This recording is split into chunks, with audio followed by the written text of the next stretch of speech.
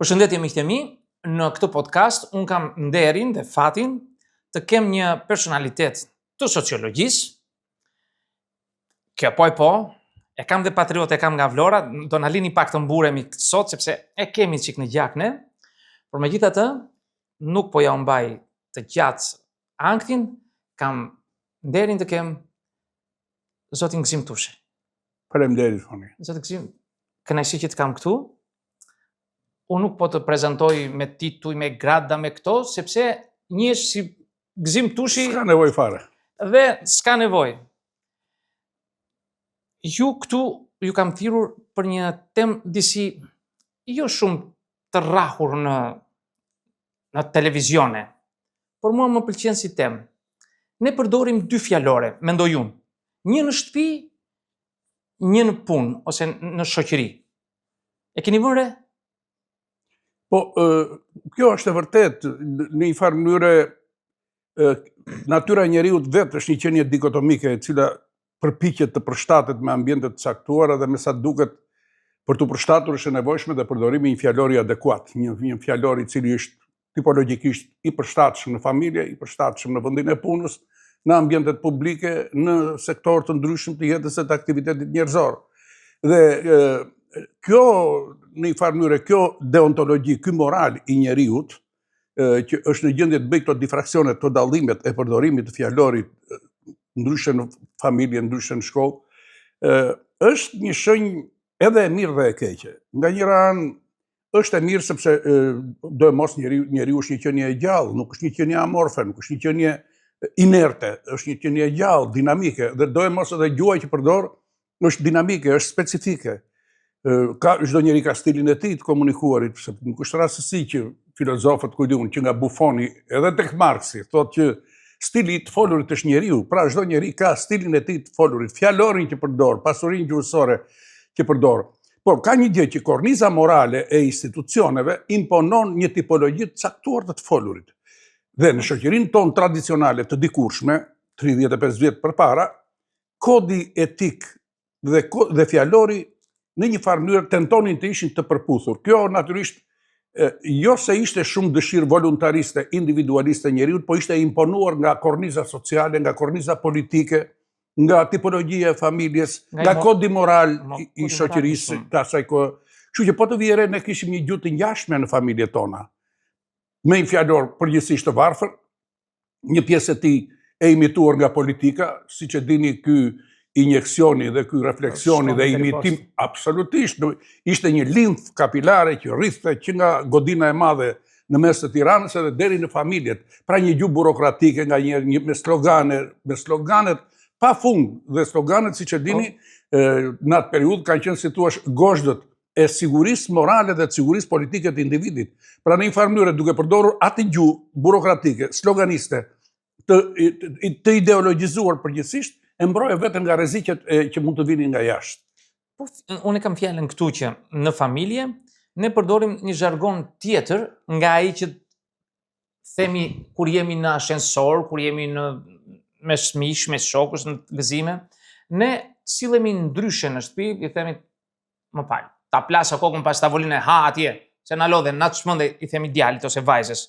Por kur dalim jashtë, të keqen babi, do sillemi mirë. Të lutem, jo, do t'jemi të hapur, të tregojmë të sinqert, do t'jemi kështu në sytë të tjerëve. Në shtëpi ne bëjmë të kundërtën. Mos kjo vjen nga që nuk kemi bariera, nuk kemi njerëz na gjykojnë, po jemi vetvetja në shtëpi. Shtëpia dhe familja janë institucione të jetës private. Domethënë janë jo domosdoshmërisht të interferuara e të injektuara nga kërkesat publike. Kështu që njeriu në këtë kështjellë që siç është shtëpia e ndjen veten sovran dhe në një farë mënyre kjo bën që ai të ketë një lloj autonomie edhe në mënyrën se si ndërton marrëdhëniet në familje, në mënyrën si përdor fjalorin. Një fjalor i cili i është përshtatur natyrës dhe tipologjisë së familjes. Nëse familja tradicionale e vjetër shqiptare e para viteve 90 ishte përgjithsisht paternaliste me një autoritet vertikal, kjo bënte që në përgjithësi të kishim një gjuhë autoritariste të prindërve ndaj fëmijëve. Dhe në një farë mënyrë mungesa e demokratizimit të asaj familjeje bënte që të kishim të pranishme nga njëra anë autoritetin dhe dhunën verbale dhe dhunën nga njerë dhe fizike të prindërve ndaj fëmijëve, dhe një lloj hipokrizie, një lloj të themi servilizmi, një lloj adoptimi, një lloj plasticiteti biologjik dhe social të tjerëve për të përshtatur ndaj autoritetit.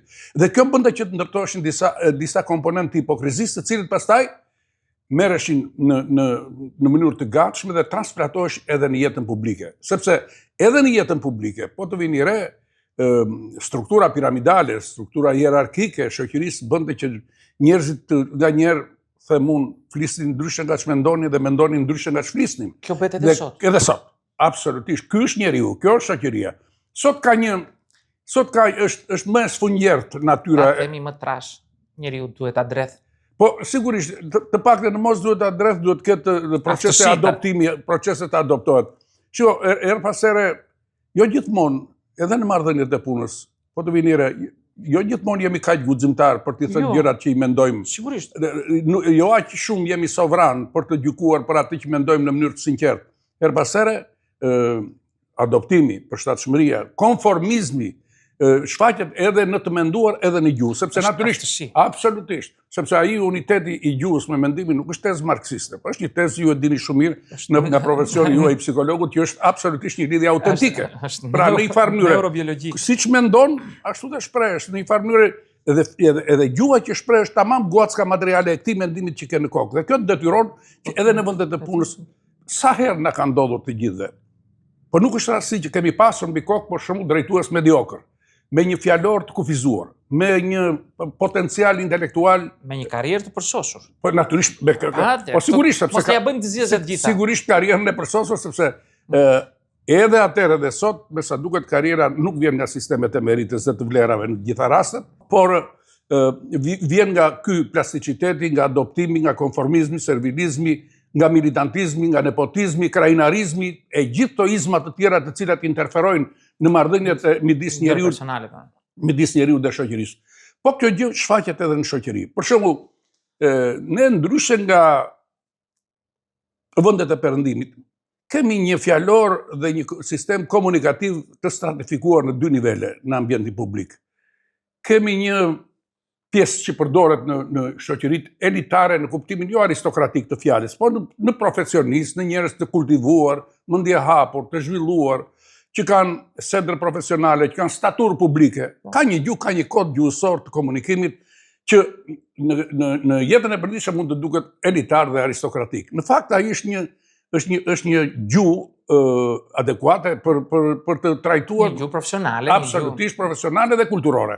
Kemi natyrisht edhe nivele të tjera, për shembull, kjo është klasa e mesme në përgjithësi ka një gjuhë të latuar, një gjuhë të kultivuar, një gjuhë që vjen edhe nga studimi, edhe nga kultivimi, edhe nga statura e familjes nga vjen, janë faktor determinant. Unë gjithmonë besoj shumë te stofi i familjes, kostumi i njeriut edhe i gjuhës është i prerë në familje, ajo është baza determinante e sjelljes, e mënyrës si mendon, e mënyrës së të folurit, e mënyrës si komportohesh me shoqërinë e tjerë. Pra, shtresa e mesme në shoqërinë shqiptare do të ndërpres pra, sepse ne psikologët, këtu këmbgulim shumë dhe i themi, më fol për familjen, më fol për fëmirin tënde, më fol për lodrat e tua, më fol si të kanë trajtuar që fëmijë për të arritur atje ku ne duam. Pra, ne e gërmojmë në çdo themel, në çdo sirtar të fëmirisë së tyre për të arritur atje ku duam. Fjala për ju. Kthehemi tek ajo që kështu që klasa e mesme ka një kod të veçantë të mendorit dhe të gjuhës. Këtu futen të gjithë shtresa e mesme, futen në profesionistët, mjekët, gazetarët, mësuesët, akademikët, biznesmenët e vegjël.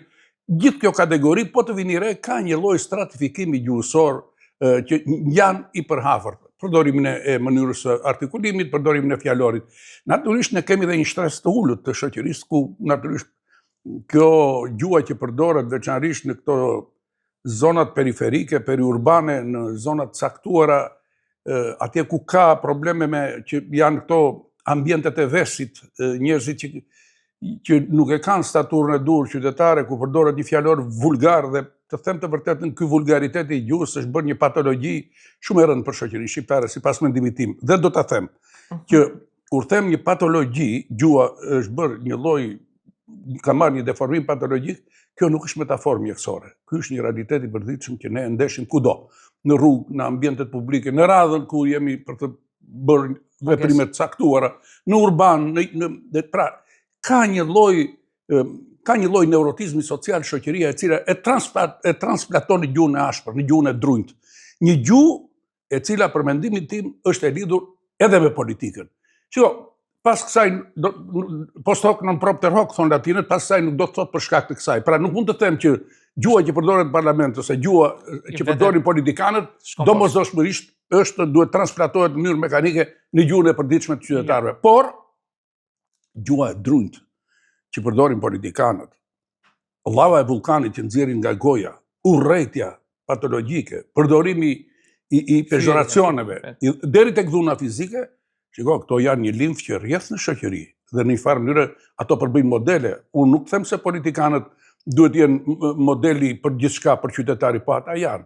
Kështu që kjo bën pastaj që ne të kemi një gjuhë shumë të ashpër.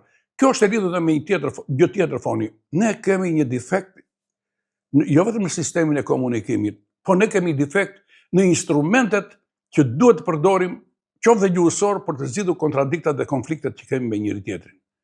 Shikoni televizorin, shikoj ato intervistat e tua në rrugë e tjera, e kupton fare mirë këtë gjë që ne kjo gjuha që përdoret në përgjithësi në jetën shoqërore ka filluar të jetë e tillë që edhe në mënyrën se si zgjidhim kontradiktat, në vend që t'i zgjidhim but, me tolerancë, me mirëkuptim, me marrëveshje, janë instrumenta të qytetërimit që aplikohen nëpërmjet gjuhës. Gjuha është mjeti universal i zgjidhjes kontradikta. Shoqëria jonë, në vend që të merret me kultivimin human të gjuhës dhe zgjedhjen e instrumentave për të zgjidhur kontradiktat, ka filluar të bëj lëvdata të sjellë në jetën shoqërore ideologjinë e njeriut të fortë. E këtij njeriut që nuk pyet për të tjerët, e këtij njeriut që përdor gjuhë barbare, gjuhë brutale, e këtij njeriut që bëhet i pamëshirshëm fizikisht, i pamëshirshëm edhe gjuhësisht. Dhe kjo bën që të kemi një neurotizëm të përhapur, një limf të përhapur sociale, një lloj agresiviteti. Unë bëj shaka ndonjëherë me, ju them, kur takoj të huaj. Do bësh se s'bën. Të huaj, i them, shikoj, ju ne do vemi në lokal, po atje për shembull do flasim me gjuhë të lartë dhe ju do kujtoni sikur ata po zihen. Jo, ata nuk po zihen. Nuk po zihen, ata kanë sistemin e tyre decibel të lartë të komunikimit. Unë do të thosha diçka. Në rrjetet sociale, njerëzit shajnë ose komunikojnë me një gjuhë atë që thatë ju pak më parë. Duke ditur që nuk janë me fytyrë ata që janë. Fshihen pas fotografive të ndryshme, emra të ndryshëm të sajuar, dhe aty shprehin atë që kanë. Shajnë dhe bëjnë atë që duan. Tjetër fjalor kanë në familje, po në rrjetet sociale besoj që dalin të gjitha ato që kemi. Mendoj shumë. Shiko, foni është pa diskutim shqetësuese për shoqërinë e sotshme është fakti që ky zbulim i madh siç është teknologjia dhe komunikimi digital dhe rrjetet sociale që janë një mundësi e madhe kulturore edhe gjuhësore, një mundësi e madhe, një instrument i zgjeruar planetar komunikativ, pra që zgjeron hapësirat pafund për të komunikuar planetarisht me të gjithë në të njëjtën kohë në sekondë. Botën të vogël. E ka bërë botën sa i fshat. Sa i fshat. Po si të gjitha zbulimet e mëdha kanë anën e ndritur dhe kanë dhe anën e errët.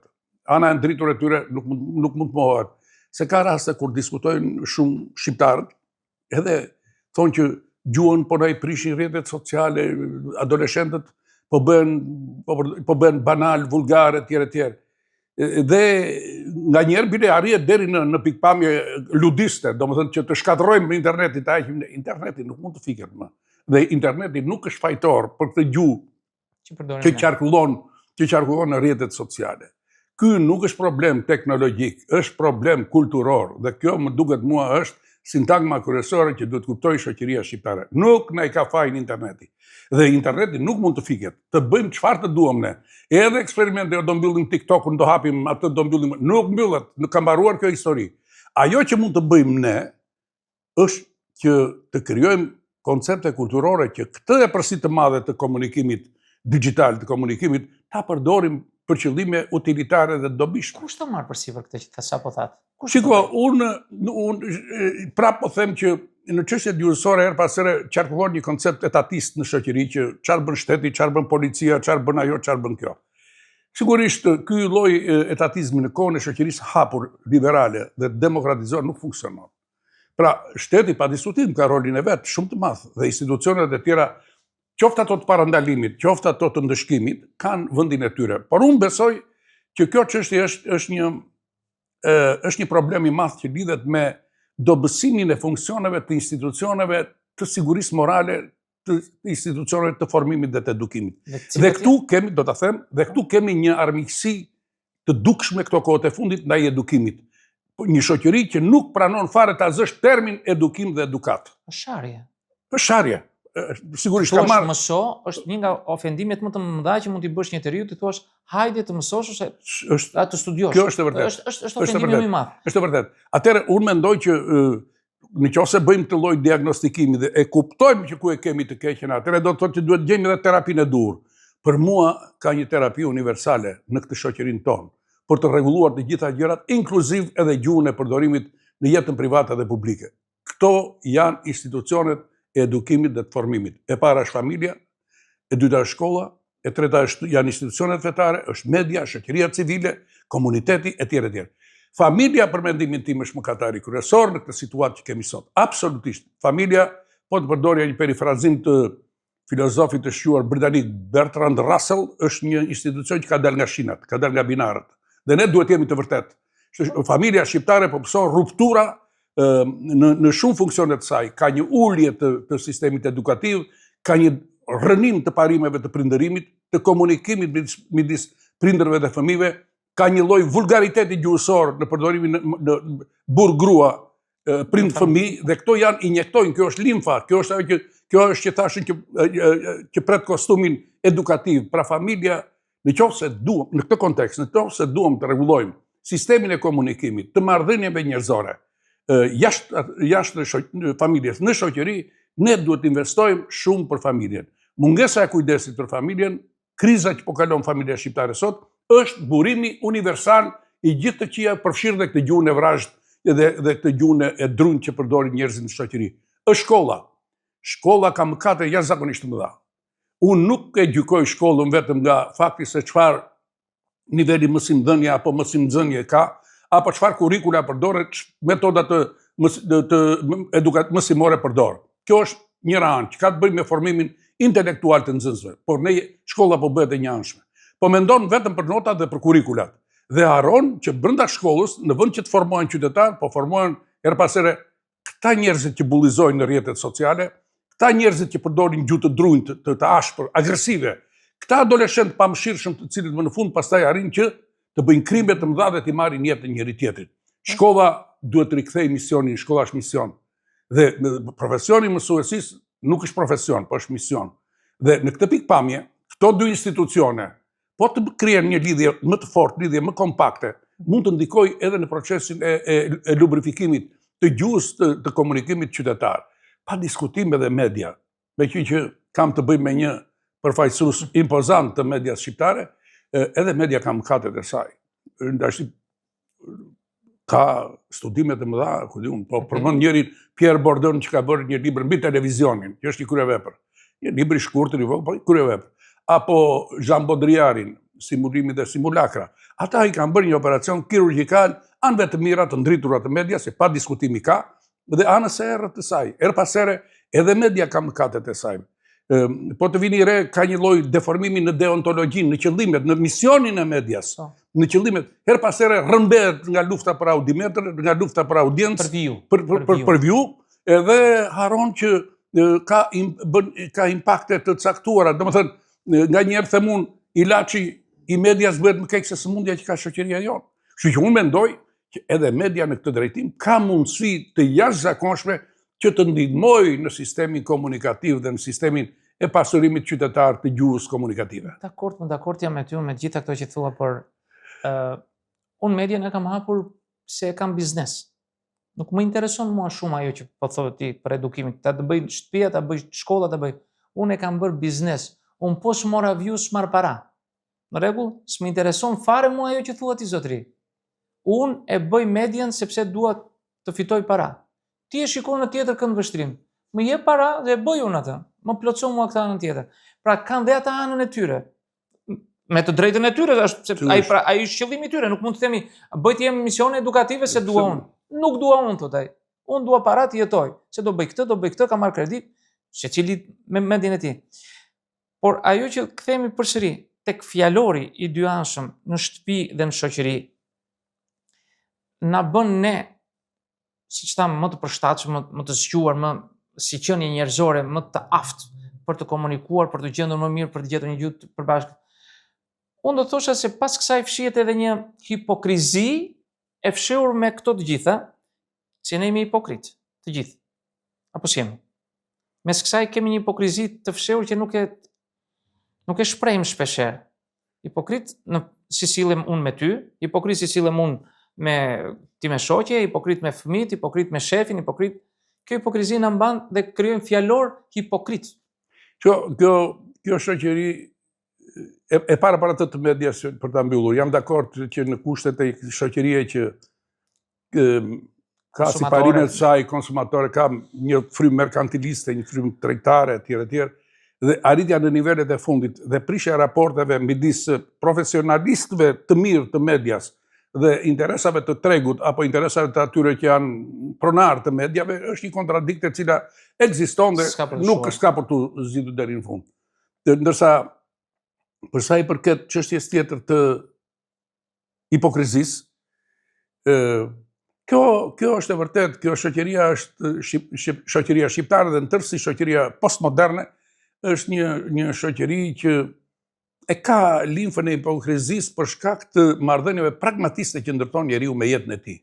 Njeriu i sotshëm është bërë pragmatist, është bërë utilitar, është bërë merkantilist, është bërë konsumist, shikon materialist, merri të gjitha se janë enumeracion termash që nuk kanë bishti do ishte gjatë shumë.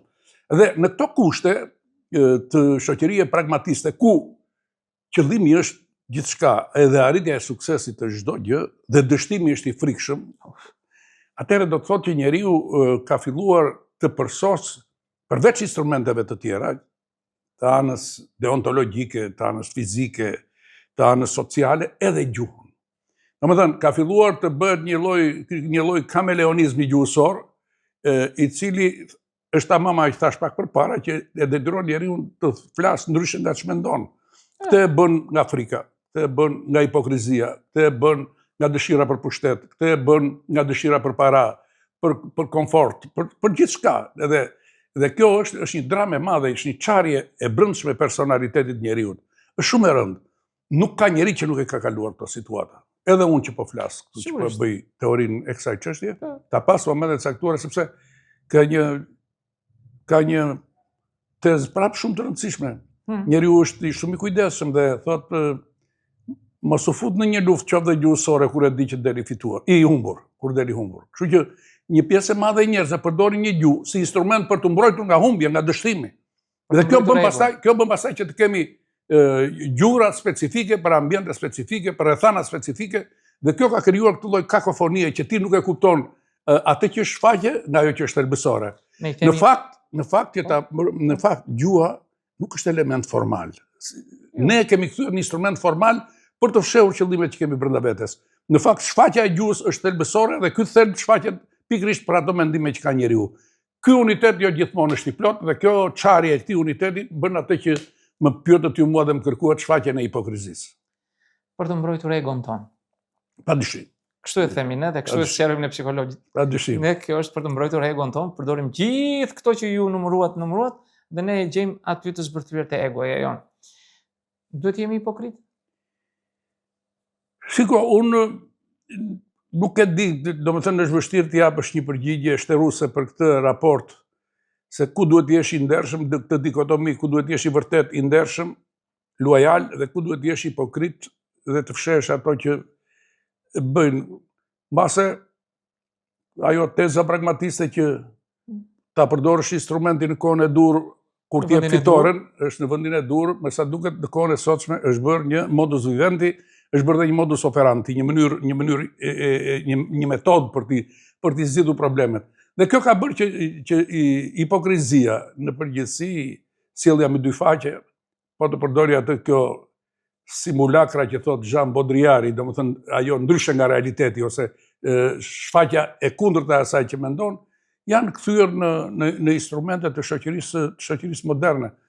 Unë nuk e di, shoqëria nuk ecën mbrapa, nuk ecën si gaforja, ecën përpara dhe kam përshtypjen që sado defektoz të jetë ky progres i shoqërisë, qoftë edhe me këto sistemet e komunikimit të transformuara, ne duhet të mësohemi me to. Shiko, unë mendoj që çdo njeri diti përdor në betejat e tij armët, instrumentet që ka, dhe një nga ato është dhe gjuha.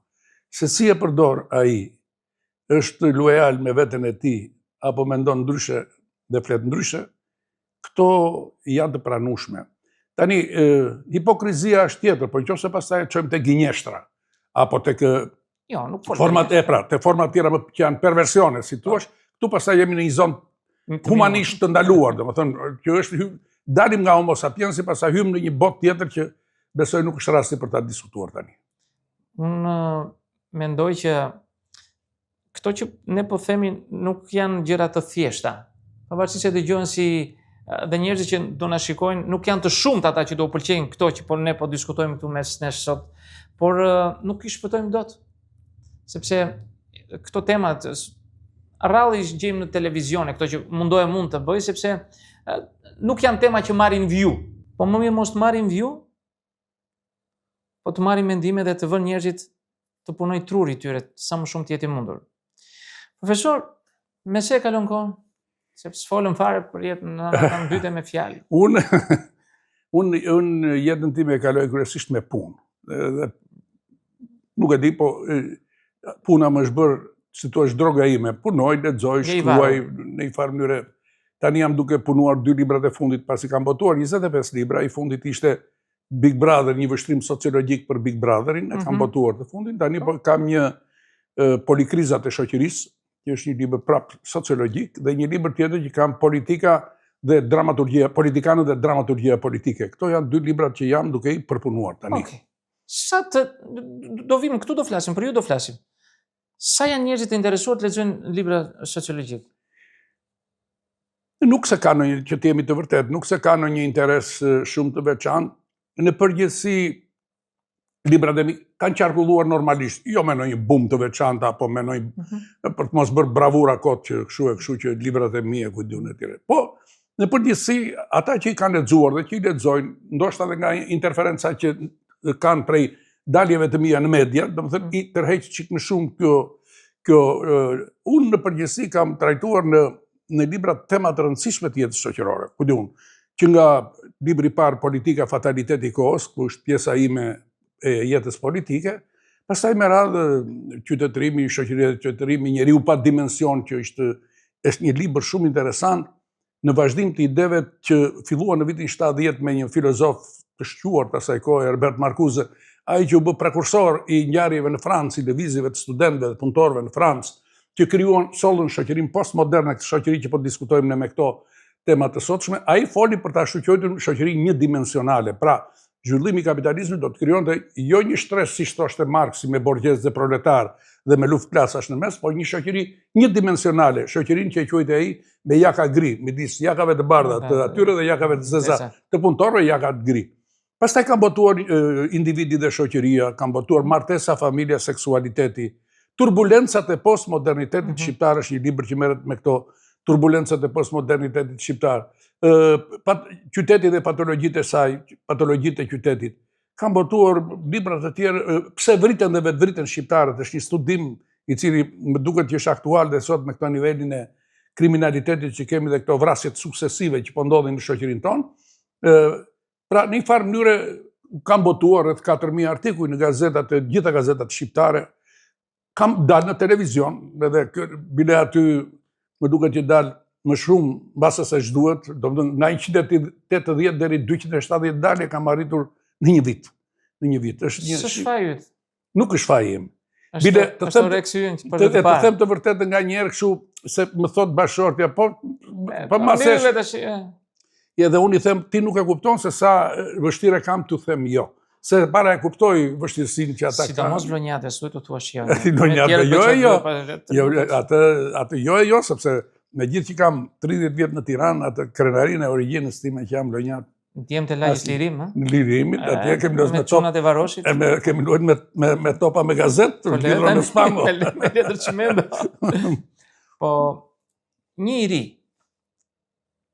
mund të gjej veten në këtë fushë, mund të jetoj nëse bëj sociolog, ka tregu nevojë, mund të haj bukë, jetoni, të themi dhe këtë. Shiko, ne jetojmë në një shoqëri të përmbysjeve të mëdha dhe të ridimensionimit të profesioneve dhe të tregut.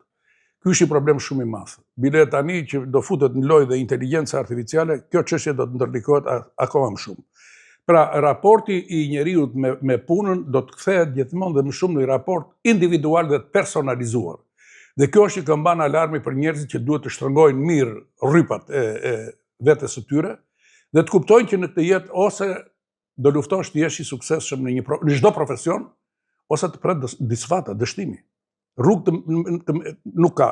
Pra, në këtë pikpamje, edhe nëse bëhesh sociolog, edhe nëse bëhesh mjek, gazetar, çfarë duash ti?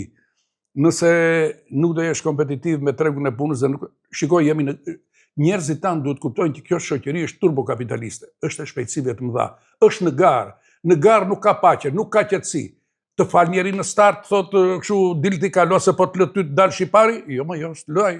Pra, jemi në garë dhe këtë duhet ja u injektojmë njerëzve tanë. Së dyti, industria e dijes në Shqipëri ka defekte shumë të mëdha. Sistemi i shkollave dhe institucione akademike dhe universitare ka një defekt shumë të madh, të dhënë pas kurikulave që nuk janë të adoptuara me tregun e punës. Dhe kjo ka bërë atë që unë e them shpesh, do ta them dhe këtu te këty, po krijojmë një proletariat të diplomuarve. Proletariati i diplomuarve janë këta njerëzit tanë, fëmijët tanë, motrat tona, bijtë tanë, që i çojmë në universitete, që mbarojnë universitetin, ashtu si e mbarojnë, marrin një diplomë dhe vinë vërdall shoqërisë. Dhe pastaj i themi shoqërisë, po mirë, ky juristi kamarier, ky sociologu, ku di unë, shet domate etj, po më do shes domate, do shes. Sepse kjo është një çështje e tillë, gjithmonë raporti midis kërkesës dhe ofertës do të vijë duke u prishur në favor të cilësisë. Ta themi ndryshe, është ajo që thot Dritura Golli, o viva, o rreshta, o morra, o pleshta. Bëhet se nuk ka ndryshe, ky është kapitalizmi këtë po jetojmë. Unë të falenderoj shumë, të uroj jetë gjatë, rrofsh e shkrofsh të paqim e në ardhsh gjithmonë sa të kemi nevojë. Dhe lëri këto të tjerat, pastaj jo më thot gruaja, jo më thot ajo, ti vazhdo punën tënde, dëgjoj mua tani nga Vlora spiosim shumë. Faleminderit Foni, edhe suksese. Miq, këtu po e mbyllim këtë podcast, duke uruar dhe jetë gjatë zotit Gzim. Miru takofshim në podcastet tjera.